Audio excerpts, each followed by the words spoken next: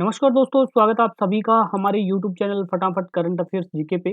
दोस्तों, आज की इस वीडियो में हम डिस्कस करने वाले हैं 6 अक्टूबर से 12 अक्टूबर के बीच के जो भी वीकली करंट अफेयर्स के क्वेश्चन हैं, जो आपके आने वाले एग्जाम्स के लिए काफ़ी इंपॉर्टेंट रहने वाले हैं, वो सारे क्वेश्चन हम इस वीडियो में रिविजन करेंगे। तो प्लीज़ आप वीडियो के साथ अंत तक जरूर बने रहें और अगर आपने मेरे चैनल को अभी तक सब्सक्राइब नहीं किया तो प्लीज़ चैनल को फटाफट सब्सक्राइब कर लीजिए। तो दोस्तों, आज का हम वीडियो स्टार्ट करते हैं। आज का हमारा जो पहला नंबर क्वेश्चन है वो है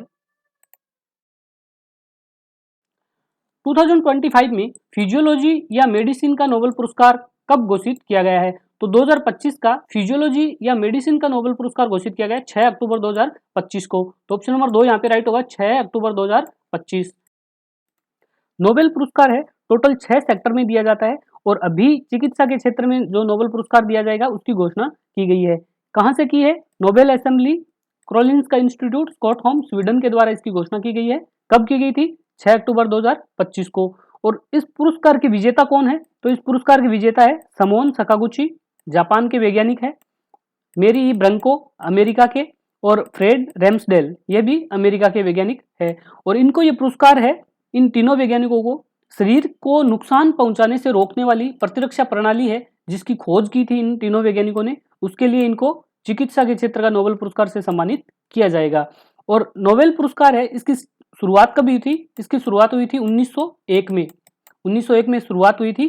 अल्फ्रेड नोबेल नाम के वैज्ञानिक थे स्वीडन के, जिन्होंने अभियंता और डायनामाइट आविष्कार किए थे। उनके उपलक्ष्य में ये पुरस्कार की शुरुआत की गई थी। और पहले ये 5 क्षेत्र में ये पुरस्कार दिया जाता था, 5 ही क्षेत्र में दिया जाता था। अभी अर्थशास्त्र के क्षेत्र में भी नोबेल पुरस्कार की शुरुआत की गई थी। कब की गई थी? 1969 में। और टोटल 6 सेक्टर में ये पुरस्कार दिया जाता है: भौतिकी, रसायन विज्ञान, चिकित्सा, साहित्य, शांति और अर्थशास्त्र। अर्थशास्त्र को 1969 में जोड़ा गया था। और नोबेल असेंबली का मुख्यालय कहाँ है? स्टॉकहोम स्वीडन में। स्थापना हुई थी 1977 में। नेक्स्ट क्वेश्चन है, अक्टूबर 2025 में किस संस्था को आरबीआई ने एसआरओ सेल्फ रेगुलेटरी ऑर्गेनाइजेशन का दर्जा दिया है? तो आरबीआई ने अभी एफआईडीसी को एक एसआरओ के रूप में दर्जा दिया है। तो ऑप्शन नंबर 3 यहाँ पे राइट होगा, एफआईडीसी, फाइनेंशियल इंडस्ट्री डेवलपमेंट काउंसिल। और एसआरओ का अगर हम काम की बात करें तो ये क्या काम करता है? ये किसी भी संस्था है उसके विशिष्ट उद्योग या किसी क्षेत्र को, उनके सदस्यों का आचरण, उनके नियम और उनके कार्य प्रणाली को नियंत्रित करता है और उनकी निगरानी रखता है। एफआईडीसी फाइनेंशियल इंडस्ट्री डेवलपमेंट काउंसिल को आरबीआई ने एसआरओ सेल्फ रेगुलेटरी ऑर्गेनाइजेशन का दर्जा दे दिया है। ये अभी कौन से सेक्टर का प्रतिनिधित्व करेगा? तो वो करेगा एनबीएफसी सेक्टर का प्रतिनिधित्व, एनबीएफसी सेक्टर का प्रतिनिधित्व करेगा। और एफआईडीसी है, ये एसआरओ का दर्जा RBI omnibus framework for recognition of SRO March 2021-2024 के तहत दिया गया है। और एफआईडीसी है, इसके सीईओ कौन है? रमन अग्रवाल। एफआईडीसी के सीईओ है रमन अग्रवाल। और एफआईडीसी के पास लगभग कितने सदस्य है? तो वो है 400 एनबीएफसी के सदस्य इसके अंडर में है। और एक एसआरओ के रूप में मान्यता प्राप्त करने के लिए न्यूनतम नेटवर्थ है 2 करोड़, 2 करोड़ की न्यूनतम नेटवर्क होनी जरूरी है। और आरबीआई के अनुसार एनबीएफसी सेक्टर के लिए अधिकतम 2 एसआरओ की मान्यता दी जा सकती है। और हाल ही में आरबीआई ने जुलाई 2025 में एनएसडीएल पेमेंट बैंक को आरबीआई अधिनियम 1934 की अनुसूची सेकंड में शामिल किया है। तो ये वेरी वेरी इंपॉर्टेंट है, आप इसको याद रखिए। आरबीआई ने अभी कौन सी बैंक को 1934 की अनुसूची सेकंड में शामिल किया है? तो वो किया है एनएसडीएल पेमेंट बैंक को। नेक्स्ट क्वेश्चन है,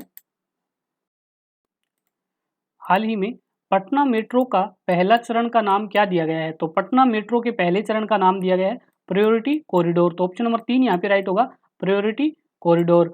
और पटना मेट्रो रेल का शुभारंभ किसने किया है? नितिन कुमार ने। और ये मेट्रो है, ये पहले 3 स्टेशनों पर शामिल किया गया है। इस मेट्रो में पहले चरण में 3 स्टेशनों को शामिल किया गया है। और इसकी आधारशिला कब रखी गई थी? आधारशिला रखी गई थी 17 फरवरी 2019 को। किसने रखी थी? प्रधानमंत्री श्री नरेंद्र मोदी जी द्वारा रखी गई थी। और ये परियोजना है, ये Delhi metro rail corporation DMRC के द्वारा उसके सहयोग से विकसित की जा रही है और इस परियोजना की कुल जो लागत रही है वो है 13,000 करोड़ रुपए। नेक्स्ट क्वेश्चन है, हाल ही में 42वां अंतर्राष्ट्रीय नागरिक उड्डयन संगठन ICAO का महासभा सत्र कहाँ पे आयोजित हुआ है? तो ये हुआ है मॉन्ट्रियल कनाडा में। तो ऑप्शन नंबर 3 यहाँ पे राइट होगा, मॉन्ट्रियल कनाडा। इस कार्यक्रम की अगर हम बात करें तो इस बार इसका 42वां सत्र आयोजित किया गया है International Civil Aviation Organization Assembly का, और ये स्थान रहा है मॉन्ट्रियल कनाडा में।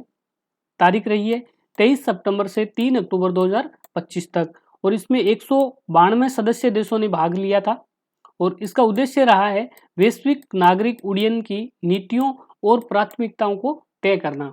और इस प्रोग्राम में भारत की जो भागीदारी रही है उसका हम अगर बात करें तो भारत की तरफ से प्रतिनिधित्व किया है रमेश कुमार, जो सचिव है नागरिक उड्डयन मंत्रालय के, जिन्होंने भारत का प्रतिनिधित्व किया है रमेश कुमार ने। और ये भारतीय विमानपत्तन प्राधिकरण AAI के सहित अन्य संगठन के भी वरिष्ठ अधिकारी हैं। और भारत की इसमें उपलब्धि की अगर हम बात करें तो भारत को ICAO काउंसिल पार्ट सेकंड के लिए 2025 से 2028 की अवधि हेतु पुनः निर्वाचित किया गया है, और इस बार भारत को 2022 की तुलना में अधिक मत प्राप्त हुए थे इसमें। और ICAO महासभा है, इसके बारे में अगर हम बात करें तो इसकी स्थापना हुई थी 1944 में, शिकागो कन्वेंशन के तहत इसकी स्थापना की गई थी। हेडक्वार्टर है मॉन्ट्रियल कनाडा में।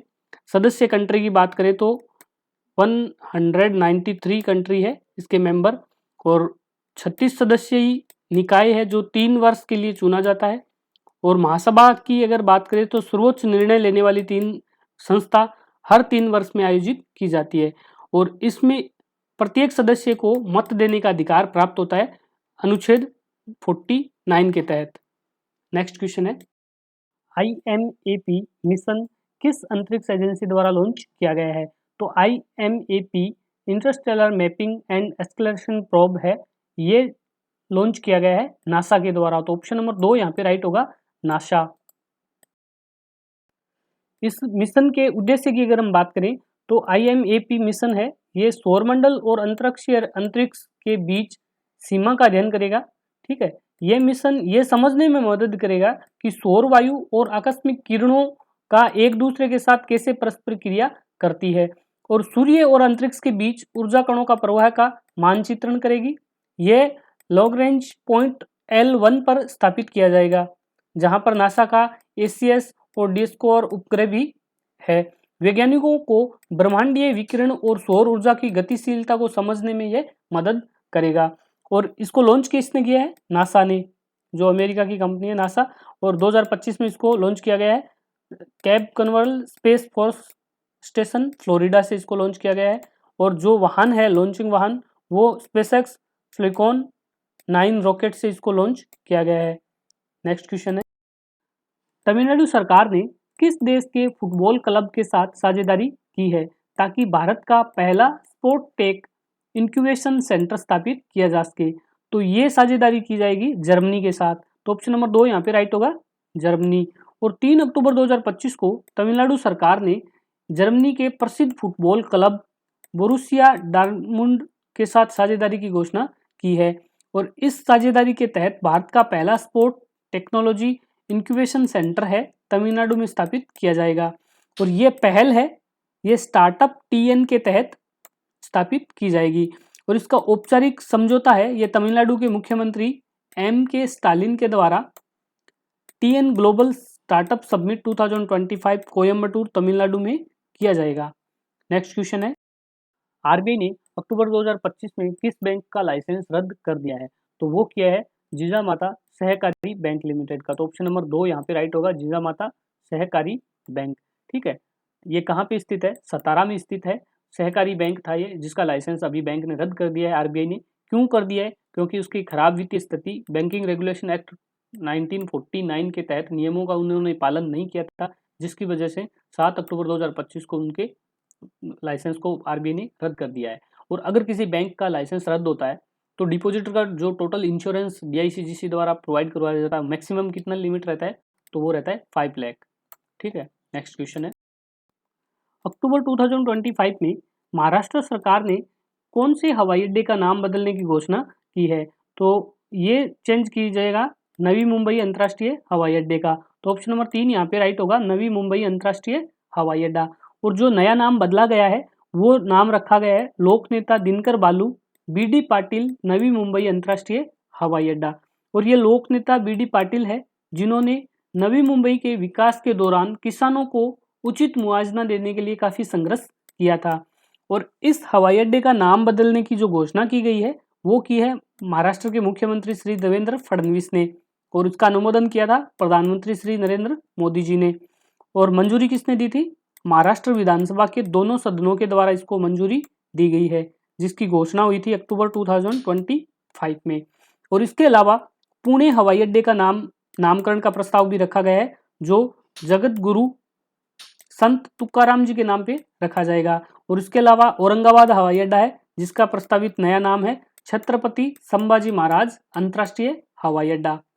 नेक्स्ट क्वेश्चन है, अक्टूबर 2025 में CCEA द्वारा कितने रेलवे मल्टी ट्रैकिंग परियोजनाओं को मंजूरी दी गई है? तो वो दी गई है 4 नए रेलवे मल्टी ट्रैकिंग परियोजनाओं को मंजूरी मिली है। तो ऑप्शन नंबर 1 यहाँ पे राइट होगा 4। इसकी अध्यक्षता किसने की थी? प्रधानमंत्री श्री नरेंद्र मोदी जी के द्वारा इनकी अध्यक्षता की थी। Cabinet committee of economy affairs ने 4 नए रेल ट्रैकिंग जो मल्टी ट्रैकिंग परियोजना इसको मंजूरी दी गई है। और इसकी टोटल कॉस्ट की अगर बात करें तो 24,634 करोड़ रुपए इसकी लागत आएगी। और ये प्रधानमंत्री गति शक्ति नेशनल मास्टर प्लान के तहत इसका कार्य किया जाएगा। और टोटल अगर स्टेट की बात करें टोटल 4 स्टेट इसमें कवर किया जाएगा। कौन कौन से हैं? महाराष्ट्र, मध्य प्रदेश, गुजरात और छत्तीसगढ़। ठीक है, इसकी लेंथ की अगर बात करें तो 894 किलोमीटर इसकी टोटल लंबाई रहेगी। और कनेक्टिविटी में ये 3,633 गाँवों को जोड़ेगा जिसमें 18 डिस्ट्रिक्ट रहेंगे। ठीक है, और हमारे रेल मंत्री कौन है? केंद्रीय रेल मंत्री है अश्विनी वैष्णव। और इनके पास संचार एवं इलेक्ट्रॉनिक और सूचना प्रौद्योगिकी मंत्री भी यही है अश्विनी वैष्णव। और इनकी राज्यसभा की अगर हम बात करें तो ये राज्यसभा सदस्य है उड़ीसा से। नेक्स्ट क्वेश्चन है, IIT मद्रास और भारतीय नौसेना के बीच MOU किस क्षेत्र में साइन किया गया है? तो ये किया गया है नौसैनिक तकनीकी और महासागर संरचना अनुसंधान के लिए। तो ऑप्शन नंबर 3 यहाँ पे राइट होगा, नौसैनिक तकनीकी और महासागर संरचना अनुसंधान। ठीक है, IIT मद्रास और भारतीय नौसेना के बीच जो समझौता हुआ है इससे क्या फायदा रहने वाला है? तो वो है नौसैनिक तकनीकी, महासागर संरचना, उन्नत इंजीनियरिंग और उनके जो भी समाधान है उनको सहयोग को बढ़ावा देना ही इनका प्रमुख उद्देश्य रहेगा। और ये कहाँ पे किया गया है? IIT मद्रास परिसर चेन्नई तमिलनाडु में इसका समझौता साइन किया गया है।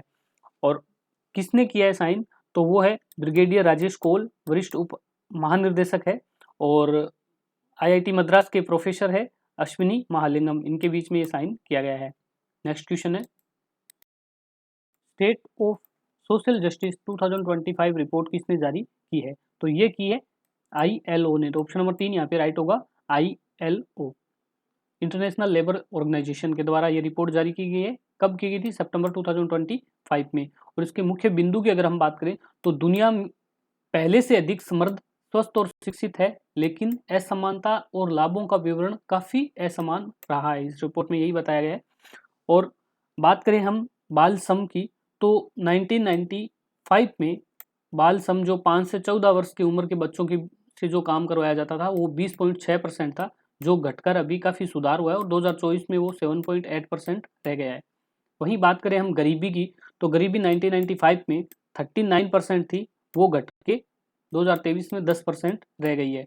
और ILO है, इसका हेडक्वार्टर है जिनेवा स्विट्जरलैंड में। सदस्य देश की अगर बात करें तो 187 सदस्य कंट्री है इसकी। और स्थापना की बात करें तो 1919 में इसकी स्थापना की गई थी। नेक्स्ट क्वेश्चन है, विश्व बैंक के अनुसार भारत की वित्त वर्ष 2025-26 में GDP वृद्धि दर कितनी रही है? तो वो रहेगी 6.5%। ऑप्शन नंबर 3 यहाँ पे राइट होगा, 6.5%। भारत की फाइनेंशियल ईयर 26 की अगर हम बात करें तो अनुमान जो लगाया है वो 6.5 का है, जो जून 2025 में 6.3% था, अभी बढ़ गया है 0.2% अभी बढ़ा है। ठीक है, और इसका कारण है मजबूत घरेलू मांग, ग्रामीण उपभोग में सुधार और GST सुधारों के लाभ के लिए ये GDP दर है वो बढ़ी है। ठीक है। फाइनेंशियल ईयर 2027 का अगर अनुमान लगाए तो वो घटकर 6.3% रहेगी। और वही बात करें कि दक्षिणी एशिया की टोटल वृद्धि दर 2025 की बात करें तो 6.6% रहने का अनुमान लगाया है, लेकिन 2026 में यह घटकर 5.8 हो सकता है, जो पिछले अनुमान से 0.6% कम रहेगा। और हाल ही में एडीबी ने भी भारत की जो जीडीपी दर बताई है वो कितनी बताई है, 6.5%। नेक्स्ट क्वेश्चन है, एनपीसीआई ने अक्टूबर 2025 में कौन सी अपनी नई सहायक कंपनी लॉन्च की है? तो वो की है एनटीएसएल। तो ऑप्शन नंबर 3 यहाँ पे राइट होगा, एनटीएसएल। एनपीसीआई की सहायक कंपनी है ये। भारत में एनपीसीआई है national payment corporation of India, जो भारत में रिटेल पेमेंट और सेटलमेंट सिस्टम को नियंत्रित करने वाला संगठन है, जिसने अपनी नई तकनीकी सहायक company NPCI teach solution limited को लॉन्च किया है, जिसका मुख्य उद्देश्य होगा जो वित्तीय तकनीकी है उनके क्षेत्र में नए नए प्रयोग करना और उनको बढ़ावा देना, इनका मुख्य काम रहेगा। और इसका हेडक्वार्टर रहेगा मुंबई, महाराष्ट्र में। ठीक है। बात करें एनपीसीआई की, तो एनपीसीआई की स्थापना कब हुई थी? एनपीसीआई की स्थापना हुई थी आरबीआई और इंडियन बैंक एसोसिएशन ने संयुक्त पहल से 2008 में इसकी स्थापना की गई थी। Payment and settlement system act 2007 के अनुसार इसकी स्थापना की गई थी। और एमडी सीईओ है इसके दिलीप असबे, हेडक्वार्टर है मुंबई, महाराष्ट्र में। Next question, India AI impact summit 2026 के लोगो को किसने डिजाइन किया है? तो इसके लोगो को डिजाइन किया है अजित पी सुरेश ने। तो ऑप्शन नंबर 2 यहाँ पे राइट होगा, अजित पी सुरेश। और इंडिया एआई इम्पैक्ट समिट 2026 है, इसका आयोजन कब किया जाएगा? तो इसका आयोजन किया जाएगा 19 से 20 फरवरी 2026 को। कहाँ पे होगा? भारत मंडप, नई दिल्ली में। और ये जो लोगो डिजाइन किया गया है, ये प्रतियोगिता माई गवर्नमेंट प्लेटफॉर्म पर आयोजित की गई थी। कब की गई थी? 28 मई से 30 जून 2025 तक इसका आयोजन किया गया था। टोटल 599 लोगो प्राप्त हुए थे। ठीक है, जिसमें से विजेता रहे श्री अजित पी सुरेश। और इसका चयन किसने किया है? Ministry of electronic and IT की एमर्जिंग टेक्नोलॉजी टीम है, उसके द्वारा इनका चयन किया गया है, जिसमें विजेता अजित पी सुरेश रहे हैं। नेक्स्ट क्वेश्चन है, अक्टूबर 2025 में अमेरिकन एक्सप्रेस और एचडीबी फाइनेंशियल सर्विस पर जुर्माना किस संस्थान ने लगाया है? तो वो लगाया रिजर्व बैंक ऑफ इंडिया ने। तो ऑप्शन नंबर 3 यहाँ पे राइट होगा, रिजर्व बैंक ऑफ इंडिया। और रिजर्व बैंक ऑफ इंडिया ने अमेरिकन एक्सप्रेस और एचडीबी फाइनेंशियल सर्विस पर जुर्माना लगाया है, जिसका कारण बताया है नियामक निर्देशक रेगुलेटरी डायरेक्शन का पालन न करना। अमेरिकन एक्सप्रेस बैंकिंग कॉरपोरेशन पर जो जुर्माना लगाया उसकी जुर्माने की राशि है 31.80 लाख रुपए, और जिसका कारण है कुछ कार्ड धारकों को रिफंड या असफल लेन देन से जुड़ी राशि समय पर वापस नहीं की गई। यह आरबीआई के क्रेडिट और डेबिट कार्डों के नियमों का उल्लंघन रहा है, जिसकी वजह से इस पे 31.80 लाख रुपए का जुर्माना लगा है। और एचडीबी फाइनेंशियल सर्विस लिमिटेड है, इस पे जो जुर्माना लगा है वो जुर्माने की राशि है 4.2 लाख रुपीज। इसका कारण है केवाईसी के 2016 के जो डायरेक्शन है उसका उल्लंघन करना। और कंपनी के कुछ ऋण खातों के लिए पैन और ई डॉक्यूमेंट फॉर्म नंबर 16 प्राप्त करने में असफल रही है, जिसकी वजह से उनको ये 4.2 लाख रुपए का जुर्माना लगा है। और ये गलती वित्त वर्ष 2023-24 में किए गए ऋण के वितरण के दौरान की गई थी। और इसके अलावा आरबीआई ने अभी एक और बैंक पे जुर्माना लगाया गया था, वो कौन सी थी? वो बैंक है आईओबी पे भी अभी आरबीआई ने जुर्माना लगाया, वो भी कितना लगाया है? 31.80 लाख रुपए का। नेक्स्ट क्वेश्चन है, अक्टूबर 2025 में बना चक्रवात शक्ति किस सागर में विकसित हुआ है? तो ये हुआ है अरब सागर में। तो ऑप्शन नंबर 2 यहाँ पे राइट होगा, अरब सागर। और अक्टूबर 2025 में अरब सागर में बना चक्रवात शक्ति भारत के पश्चिम तट पर बढ़ते उष्णकटिबंधीय तूफानों को चिंताजनक प्रवृत्ति को दर्शाता है। इस अनुकूल परिस्थिति में इसे गंभीर चक्रवात तूफान के स्तर तक पहुंचा दिया है, जिसकी हवा की गति की अगर हम बात करें तो 89 किलोमीटर पर आवर्स रही है। और शक्ति है, इसका नाम का अर्थ है शक्ति या ऊर्जा, जिसे श्रीलंका के विश्व मौसम संगठन डब्ल्यूएमओ के पैनल के तहत प्रस्तावित किया गया है। नेक्स्ट क्वेश्चन है,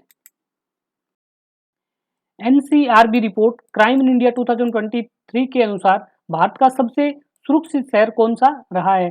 तो वो रहा है कोलकाता। तो ऑप्शन नंबर 3 यहाँ पे राइट होगा, कोलकाता। और कोलकाता है भारत के सबसे सुरक्षित शहर में लगातार चौथी बार इस पोजीशन पे अपना स्थान बनाया है। और जस्ट इसके विपरीत अगर हम बात करें तो कोच्चि केरल है जो सबसे असुरक्षित शहर में रहा है, जहां अपराध की जो दर है वो पर लाख 3192.4 प्रति लाख रहा है। और कोलकाता की अगर हम बात करें तो 83.9 प्रति लाख व्यक्ति रहा है। और भारत की राष्ट्रीय औसत अपराध दर की अगर हम बात करें तो वो है 433 मामला प्रति लाख। ठीक है। और ये रिपोर्ट कब जारी की गई है? ये रिपोर्ट जारी की गई है 7 अक्टूबर 2025 को। और अगर हम बात करें राष्ट्रीय अपराध रिकॉर्ड ब्यूरो NCRB के बारे में, तो इसके निर्देशक है आलोक रंजन। हेडक्वार्टर है नई दिल्ली में और स्थापना हुई थी 1986 में। और ये किसके अधीन रहता है? ये गृह मंत्रालय के अधीन आता है। और इसने अपनी पहली रिपोर्ट कब जारी की थी? पहली रिपोर्ट जारी की थी 1953 में। नेक्स्ट क्वेश्चन है, हाल ही में INS अनुरोध का कमीशन कहाँ पे किया गया है? तो इसका कमीशन किया गया है नौसेना डॉकयार्ड विशाखापट्टनम से। तो ऑप्शन नंबर 2 यहाँ पे राइट होगा, विशाखापट्टनम। और कब किया गया है? इसकी घोषणा, औपचारिक घोषणा की गई है 6 अक्टूबर 2025 को। और ये एक अर्नाल श्रेणी की एंटी सबमरीन वायरफेयर सेलो वाटरक्राफ्ट है जो पनडुब्बियों को पता लगाना और उसको निष्क्रिय करना इसका प्रमुख काम रहेगा। और इसका निर्माण किसने किया है? इसका निर्माण किया है garden rich ship builders and engineer, GRS के द्वारा इसका निर्माण किया गया है, जो कहाँ पे है? कोलकाता में। और बात अगर भारतीय नौसेना की है तो नौसेना दिवस हर साल कब मनाया जाता है? भारतीय नौसेना दिवस हर साल मनाया जाता है 4 दिसंबर को। और भारतीय नौसेना का मुख्यालय कहाँ है? नई दिल्ली में। नई दिल्ली में मुख्यालय है। और 4 दिसंबर को भारतीय नौसेना दिवस मनाया जाता है। क्यों मनाया जाता है? क्योंकि 1971 में भारतीय सेना ने पाक की जो नेवी है उसको हराकर विजय पताका फहराई थी। तो उसी दिन के याद में रखते हुए हर साल 4 दिसंबर को भारतीय नौसेना दिवस के रूप में मनाया जाता है। और भारतीय नौसेना के प्रमुख कौन है? दिनेश त्रिपाठी। दिनेश त्रिपाठी है वो भारतीय नौसेना के प्रमुख है। नेक्स्ट क्वेश्चन है, अक्टूबर 2025 में सबकी योजना सबका विकास जन योजना अभियान किस मंत्रालय ने शुरू किया गया है? तो वो किया है मिनिस्ट्री ऑफ पंचायती राज ने। तो ऑप्शन नंबर 2 यहाँ पे राइट होगा, मिनिस्ट्री ऑफ पंचायती राज। और जन योजना अभियान है पीपल प्लान कैंपेन 2025-26 में सबकी योजना सबका विकास की शुरुआत हुई है अक्टूबर 2025 में। और लॉन्च करने वाला मंत्रालय पंचायती राज मंत्रालय। ठीक है। और इस बार इसकी थीम रखी है सबकी योजना सबका विकास। लागू क्षेत्र की अगर हम बात करें तो सभी राज्य और केंद्र शासित प्रदेशों में इसको लागू किया गया है। ठीक है। उद्देश्य वित्त वर्ष 2026 से 27 के लिए पंचायती विकास योजनाओं को लागू करना और उसको तैयार करना। नेक्स्ट क्वेश्चन है, अक्टूबर 2025 में मिगला पास दुनिया का सबसे ऊंचा मोटर योग्य सड़क बनाया है। किसने बनाया है? तो ये बनाया बॉर्डर रोड ऑर्गेनाइजेशन ने, BRO ने इसका निर्माण किया है। तो ऑप्शन नंबर 2 यहाँ पे राइट होगा, बॉर्डर रोड ऑर्गेनाइजेशन। और BRO ने वर्ल्ड की सबसे हाईएस्ट मोटरेबल रोड बनाई है 19,400 फीट की ऊंचाई पे। कहाँ पे? लद्दाख में। और इन्होंने अपना ही रिकॉर्ड तोड़ दिया है। उन्होंने 2021 में अपना रिकॉर्ड बनाया था उमलिंगला पास के पास, जो 19,024 फीट पे बनाया गया था। और इस बार 19,400 फीट पर बनाकर अपना ही रिकॉर्ड तोड़ दिया गया है। और इस बार ये परियोजना जो थी उसका प्रोजेक्ट का नाम था प्रोजेक्ट हिमांक और सड़क का नाम है मिगला पास रोड। ये है हेनल रीजन और फुक्ची विलेज को जोड़ती है और ये लद्दाख में स्थित है, बिल्कुल LAC के पास। नेक्स्ट क्वेश्चन है, Indian radio software architecture RASA 1.0 किस संगठन के द्वारा लॉन्च किया गया है? तो यह लॉन्च किया गया है DRDO के द्वारा। तो ऑप्शन नंबर 2 यहाँ पे राइट होगा, DRDO। और DRDO की अगर हम बात करें तो Defence Research and Development Organisation है, हेडक्वार्टर नई दिल्ली में, स्थापना हुई 1958 में। और ये किसके अधीन आता है? यह रक्षा मंत्रालय के अधीन आता है। और वर्तमान अध्यक्ष की अगर हम बात करें तो वो है डॉक्टर समीर कामत।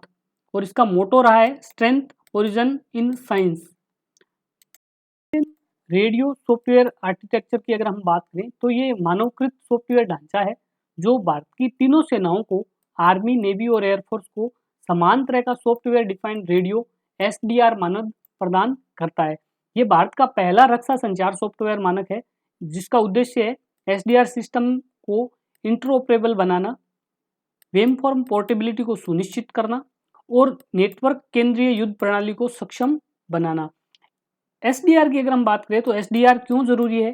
क्योंकि पारंपरिक सैन्य रेडियो है उसमें हार्डवेयर की सीमा होती है, ठीक है, उस सीमा से बाहर वो काम नहीं करता है, तो उस सीमाओं को ध्यान में रखते हुए इसको एसडीआर को लॉन्च किया गया है। अब एसडीआर तकनीकी रेडियो में कार्य क्षमता को सॉफ्टवेयर आधारित बनाया गया है, जिसमें सिस्टम को आसानी से अपग्रेड और संशोधित किया जा सकता है। विभिन्न प्लेटफॉर्म पर एक ही सिस्टम को चलाया जा सकता है, ठीक है, लेकिन बिना किसी सामान्य मानक को अलग अलग कंपनियों के एसडीआर एक दूसरे से संगत नहीं होते थे, जिसकी वजह से एसडीआर की जरूरत पड़ी है और एसडीआर को लॉन्च किया गया है। किसने किया है? डीआरडीओ ने। और IRAS है इस समस्या का समाधान करता है कि वह समान इंटरफेस और आर्किटेक्चर को प्रदान करेगा। नेक्स्ट क्वेश्चन है, किस कंपनी ने HDFC pension management company limited के साथ मिलकर NPS platform worker model launch किया है? तो ये लॉन्च किया है जोमेटो ने। तो ऑप्शन नंबर 2 यहाँ पे राइट होगा, जोमेटो। और जोमेटो और HDFC पेंशन ने मिलकर ये एनपीएस मॉडल लॉन्च किया है, ठीक है। और जोमेटो की अगर हम बात करें तो जोमेटो लिमिटेड की स्थापना हुई थी जुलाई 2008 में और इसके जो फाउंडर है वो है दीपेंद्र गोयल और पंकज चड्डा और इसका हेडक्वार्टर है गुरुगांव हरियाणा में। और जोमेटो के जो नए अभी ब्रांड एम्बेसडर बने कुछ दिन पहले वो बने बॉलीवुड सुपरस्टार शाहरुख खान को जोमेटो के ब्रांड एम्बेसडर नियुक्त किया गया है। नेक्स्ट क्वेश्चन है, 2025 में दक्षिणी पूर्व एशिया का पहला कोरल लार्वो क्रायोबैंक किस देश में शुरू किया गया है? तो ये किया गया है फिलीपींस में। तो ऑप्शन नंबर 3 यहाँ पे राइट होगा, फिलीपींस। कोरल लार्वो क्रायोबैंक का मुख्य उद्देश्य क्या है? तो मुख्य उद्देश्य है कोरल की आनुवंशिक विविधता को संरक्षित करना और रीफ बहाली में मदद करना, ठीक है। वैश्विक स्तर पर कोरल रीफ को मुख्य खतरे जलवायु परिवर्तन, ब्लीचिंग, प्रदूषण और विनाशकारी मछली को पकड़ना और वहां के तट जो समुद्र तट है उनका विकास करना इसके लिए सबसे खतरे का कारण है। कोरल क्यों महत्वपूर्ण है? तो कोरल है ये कोरल समुद्री अस्तित्वहीन जीव है जो पॉलिप्स के रूप में कॉलोनियों में रहते हैं और कोरल अपने शरीर में कैल्शियम कार्बोनेट को उत्सर्जित करके एक कठोर ढांचा बनाता है जो समुद्री परिस्थितिक तंत्र में स्थायित्व और संरचना प्रदान करने में उनकी मदद करता है, ठीक है। और इसका महत्व क्या है? इसके महत्व की अगर हम बात करें तो समुद्री जीव का 25% हिस्सा है ये कोरल रीफ में रहता है। यह भोजन, प्रजनन और भोजन और आश्रय का स्थान प्रदान करने में मदद करता है।